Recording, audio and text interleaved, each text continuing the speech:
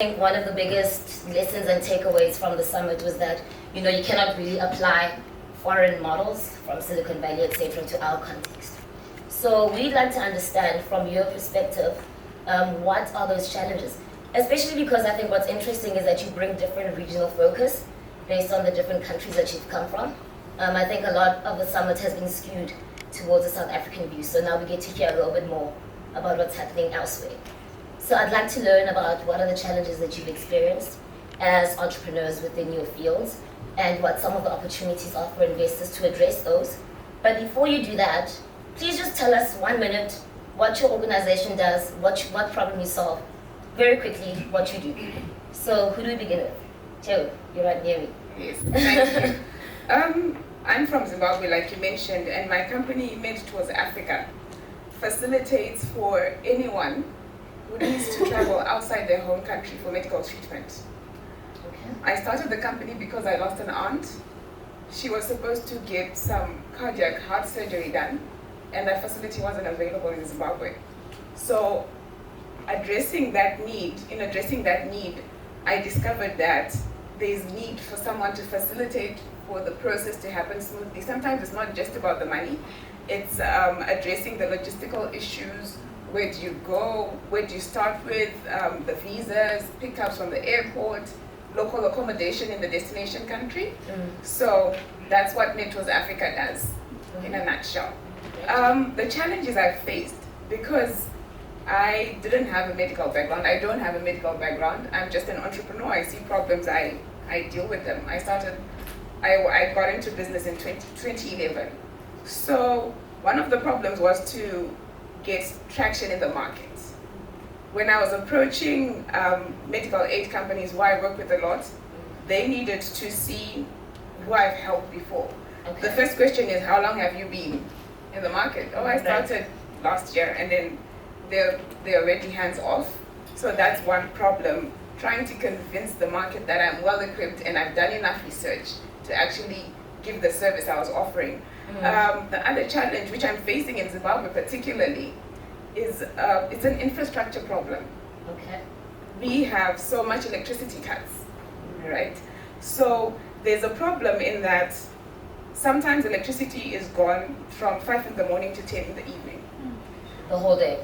The whole day. So it's the working hours. Yeah. So that problem doesn't only affect me as the small, young startup entrepreneur, it also affects the bigger corporates. But what I find is the bigger corporates are in a position to get alternative energy sources. They can just, buy that generator and start running on fuel or get that solar system in place. Whereas I would actually now have to start from scratch, start looking for alternatives. So Eric, let's go to you from an agriculture perspective in your context, in your country. What are some of the challenges that you're facing, and how can investors play a role to help you circumvent the challenges? Thank you. So I'm Eric Mudombi. I run a food processing company. We source from farmers and traders within the East African region, various inputs from the farms. We process and market the products to supermarkets and export. So the biggest challenge that I experienced when I was in, let's say, the initial phases was in skill set and knowledge and know-how, because I came from a legal background, so I delved into food business, but I didn't really know how to develop these products. So after some time, we were fortunate to raise some investment. We got an investor, and they helped us to plug or to fill the skills gap by basically helping us get interns from the US. So when the interns or when the students that are doing their MBAs in the States, they take a break, they would forward us one or two, and they would help us on marketing, branding, etc. So that really helped us because we didn't have the money to hire a senior level manager in sales. Then secondly, through the investor, we were put into various accelerator programs that helped us get technical assistance to make the factory more efficient, assistance on how to develop our pitch deck, how to set up a board, how to implement corporate governance for the business. And this has all helped us to make the business more presentable to investors. Right. My name is Nola Mashaba. I'm from South Africa, and I'm MD of Shamandu Digital Business Solutions. My background is marketing, and the main reason why I got into this business is because most of the time when you're in marketing, the skills have changed from the traditional marketing space into the digital space. So there was an opportunity to actually grow clients' business by coming up with digital solutions that allows them to interact with their audiences in a very interactive manner, in a dynamic manner, as well as an interesting manner, instead of just feeding customers the information that you think you are interested in. So the backbone of our business is mainly reliant on big data, artificial intelligence, as well as insights and analytics, because we need to know that type of information to be able to come up with the relevant solutions for our clients to be able to grow their businesses.